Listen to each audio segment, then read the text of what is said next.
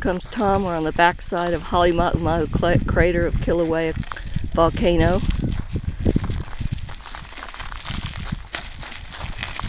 It's Thursday, January 23rd.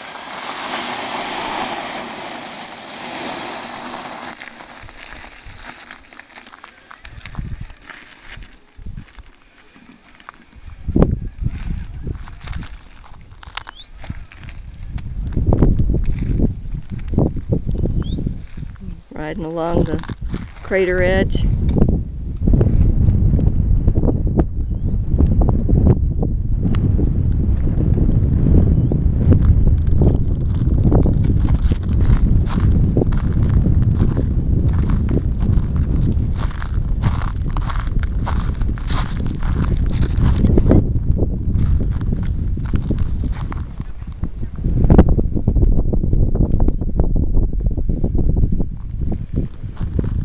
And this is Kilauea crater after the lava flow of May to July 2018.